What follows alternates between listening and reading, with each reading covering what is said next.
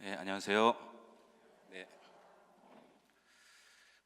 김유정 유스티너 신부입니다. 조금 전에 이제 김정환 신부님께서 대전교구 60년사가 세계에서 가장 잘 씌워진 60년 대전교구 60년사라고 말씀하셨는데 그 말씀에 저는 이제 전적으로 동의를 하는데요. 제가 오늘 발제를 준비하면서 우선 그 책을 읽다가 울었습니다. 그 초창기에 그 신부님들 한 분 한 분 순교하신 얘기들이 너무너무 감동적이었고, 그래서 이렇게 우리가 성장할 수 있었던 이면에는 우리 교회가 성장할 수 있었던 이면에 초대교회 순교자들이 계셨고, 또 한국 천주교회의 성숙의 이면에는 또 우리 순교자들이 계셨듯이 우리 교구의 역사도 마찬가지라는 것을 좀 깨달았습니다. 그 60년사는 내포교회사 홈페이지에 가시면 이렇게 수록이 돼 있기 때문에 파일로 내려받아서 읽어보실 수가 있고요. 그래서 70년 교구 성장이 어떻게 이루어졌는지 좀 말씀드리면서 그 테르툴리아노 교부의 당신들에 의해 베어질 때마다 우리는 자라고 있다. 그리스도인들의 피는 씨앗이다. 이 말씀을 이렇게 떠올리게 되었습니다.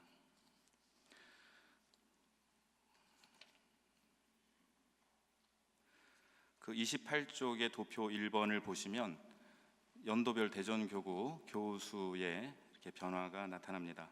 그래서 처음에 18,000명 정도였던 교우들의 수가 해를 거듭하면서 점차 증가하고 2017년 현재 32만 4,998명으로 한국 천주교회 통계에 보고가 되었습니다. 교우 수가 이렇게 많이 늘어났으니까 당연히 교회가 성장한 거다 이렇게 간단하게 얘기할 수도 있겠지만은, 우리가 하나님을 알고 이렇게 교회에 다니게 된 것은 누군가 우리한테 전해줬기 때문인 거잖아요. 태어나서 이렇게 태어난 것도 우연이 아닌데 내가 한번 가톨릭 신자가 되어야 되겠다 하고 혼자 교리 공부해서 세례받는 분은 안 계시잖아요, 그죠?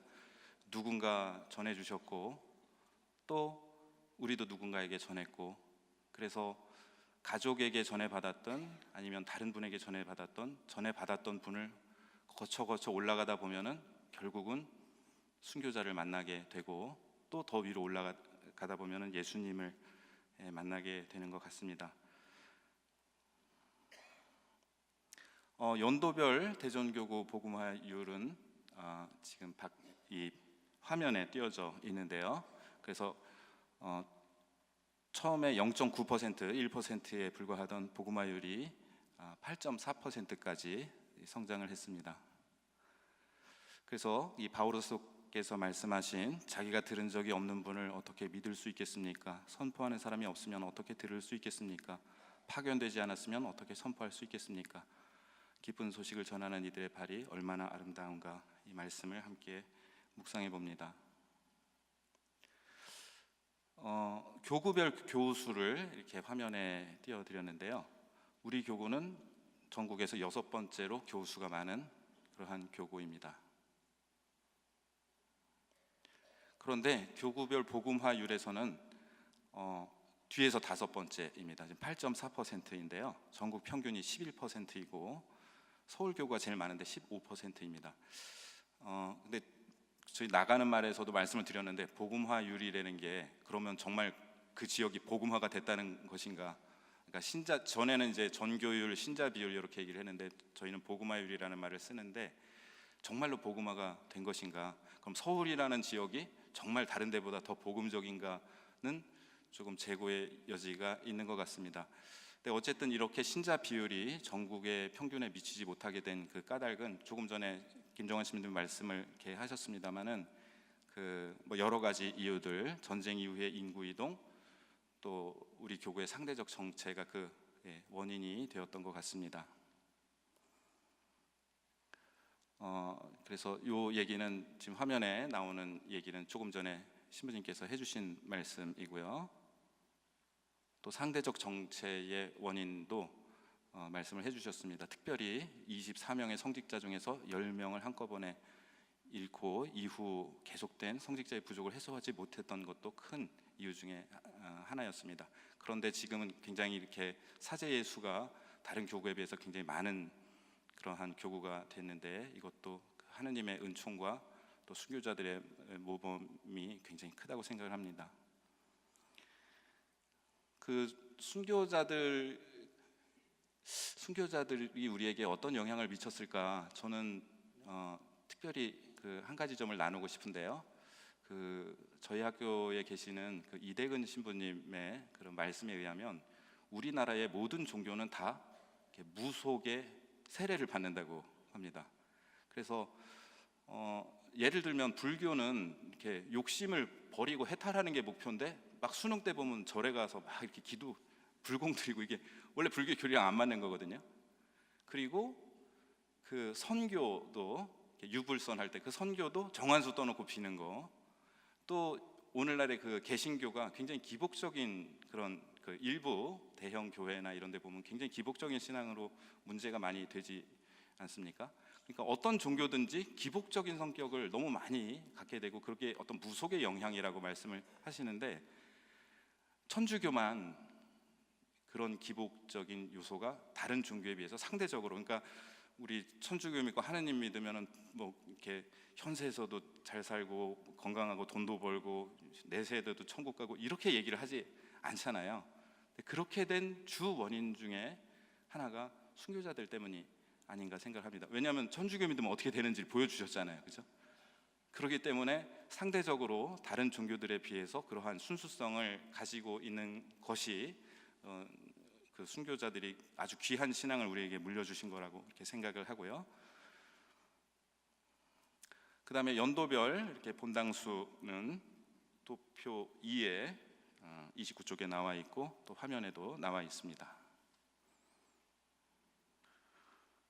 그 142개의 본당을 다 찾을 수가 없어가지고요. 아주 오래된 성당, 구합덕 성당과 공세리 성당, 그리고 최근에 이렇게 완공된 성당 2개 넣고 대웅동 성당을 이렇게 공중에서 찍은 사진을 찾았는데 굉장히 멋있더라고요. 교수들이 늘어난 것과 마찬가지로 본당이 늘어난 것도 어떤 의미인가? 왜냐하면 본당 하나가 건립되기 위해서 처음에 결정이 된 다음에 교우들이 뜻을 모아가지고 성전 건립을 위해서 그렇게 기도하시고 또 열심히 이렇게 봉헌을 하시고 활동을 하셔서 본당 하나가 설립되는 과정은 정말 이렇게 눈물겨운 과정인데요. 또 오죽하면은 이게 성경에서 다윗이 성전을 봉헌하겠다고 했는데 하느님은 허락을 하시지 않으셨잖아요.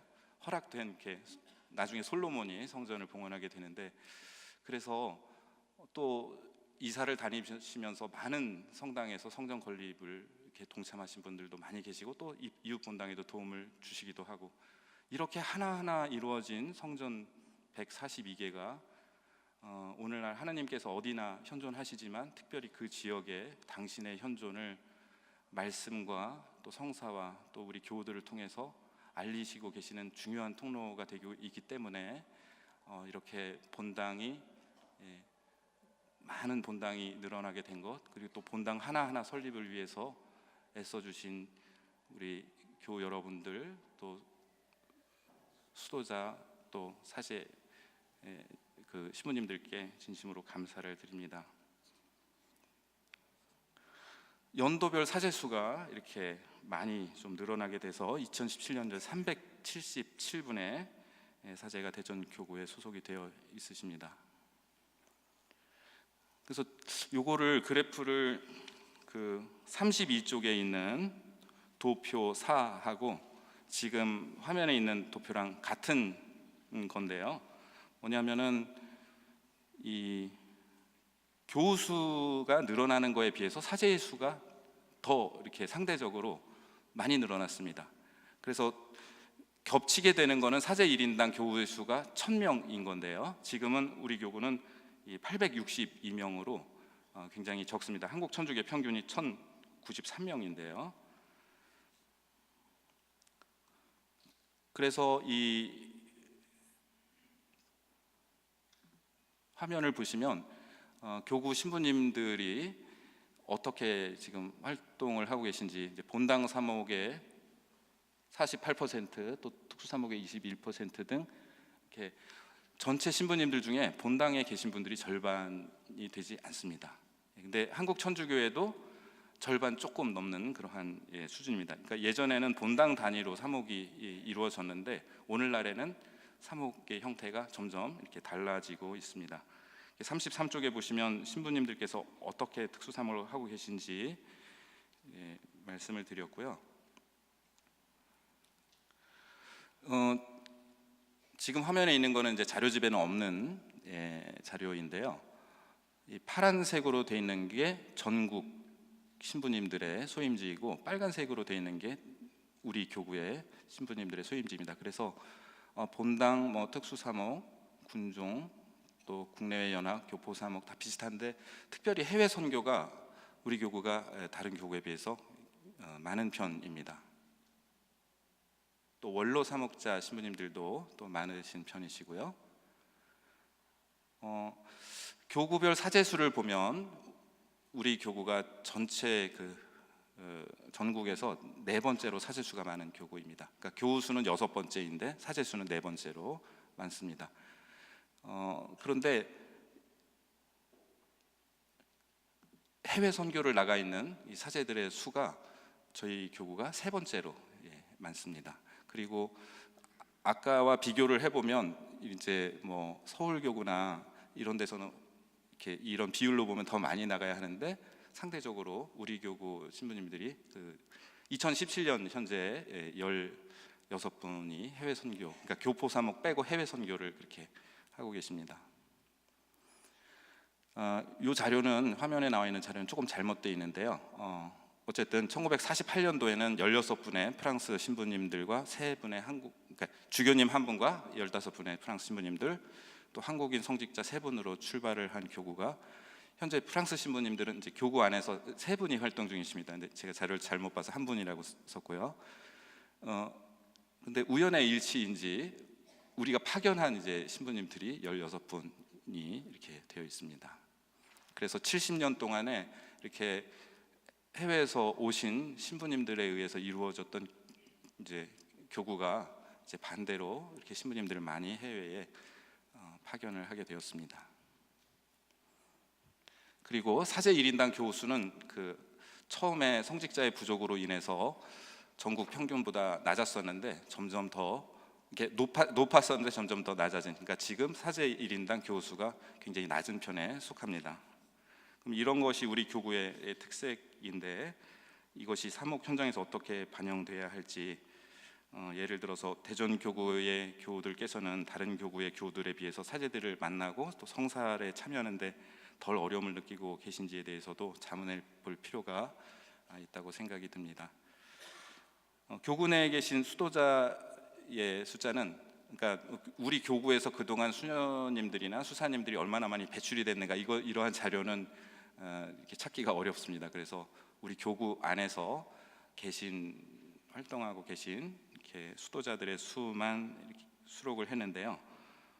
34쪽의 표 6을 보시면 2003년부터 2016년까지 한국 천주교회 수도자의 수는 큰 변함이 없는데도 우리 교구에는 수도자들이 굉장히 많이 늘고 계십니다. 그래서 함께 기도하시면서 하느님 나라의 삶을 증거하고 계심에 대해서 크게 또 환영하고 감사드릴 일입니다.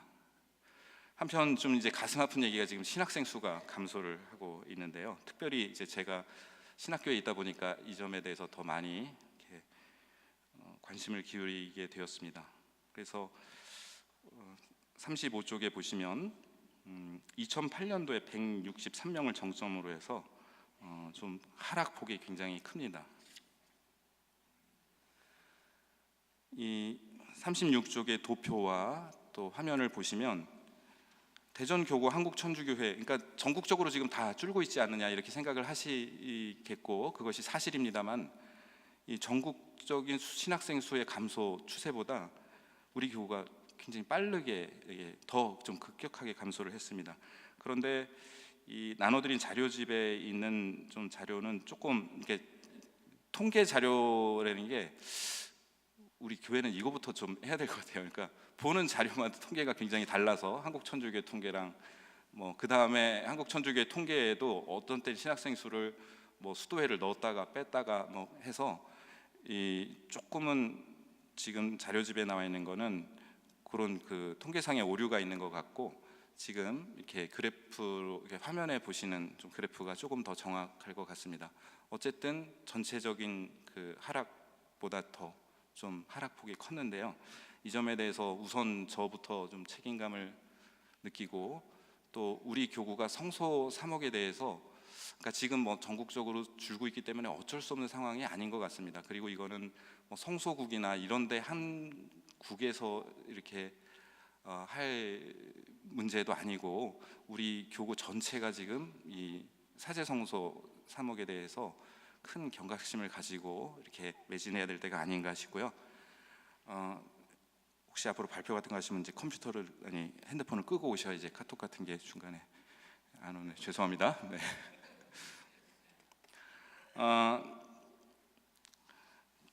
현재 시노드 본회의에서 사제성소 감소의 문제에 대한 논의가 이루어지고 있지만, 앞으로 근본적인 또 원인 분석과 대안이 지속적으로 제시되고 실천되어야 하리라고 봅니다. 네 번째로 신신과 사도직 활동 교육은 많이들 아시는 내용이시기 때문에 자료집 보시는 걸로 대체를 하고요. 제가 어젯밤에 이렇게 대전교구에 막 그 신신과 사도직 활동 단체들 사진을 좀 찾아서 이렇게 넣어봤습니다. 봉사 활동을 하시면서 이렇게 환하게 웃고 계신 자매님의 모습이 굉장히 인상적이었고요. 또 우리 뭐 평협 여성연합회 꾸르실려, 또 가정사목부 여러 그 사진들 보면서 좀 나름 행복한 시간을 가졌습니다. 또 주일학교 청소년 또 청년들의 활동이고요. 아까 처음 김종환 시민 발표하시면서 사회복지 활동 때문에 신자 수가 굉장히 많이 늘어났다고 말씀을 하셨는데, 오히려 역으로 지금 우리 교구는 굉장히 많은 사회복지 활동을 하고 있습니다. 그래서 보시는 조직도는 사회복지국의 현재 조직도인데요. 요거 하나만 있는 게 아니라 또 대전 가톨릭 사회복지회 안에도 또 이러한 사회복지 활동들이 실시되고 있고, 또 세종 충남 가톨릭 사회복지회에서도 이렇게 많은 활동을 하고 있습니다. 그리고 이런 거는 또 교우 여러분들의 그 참여와 항상 도움으로 운영이 되고 있기 때문에 그만큼 우리가 많은 여러 가지로 활동을 하고 있는 거라고 말씀을 드릴 수 있겠습니다. 그래서 교군의 사회 사업에 대해서는 또 38쪽에 도표들 보시면 나와 있고요. 여섯 번째로 사회 복음화를 위한 노력에 대한 말씀을 드리겠습니다.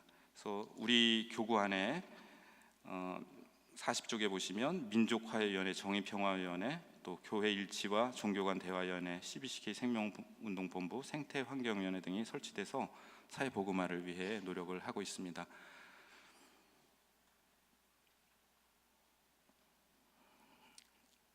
2014년도에 교황님께서 우리나라를 방문하시고 또 우리 교구를 방문하셨을 때 저는 정말 깜짝 놀랐고, 살아생전에 한 번도 생각하지도 못했던 일이 일어나서 하는 이제 굉장히 큰 책임감을 느꼈습니다. 이렇게 큰 선물을 주셨는데 하나님께서 저한테 또 우리한테 무엇을 말씀하시는가. 또 2018년 올해 70주년을 맞이해서 오늘 대전 교구에 하나님께서는 무엇을 바라고 계시는가 라는 좀 생각을 해보게 되었습니다.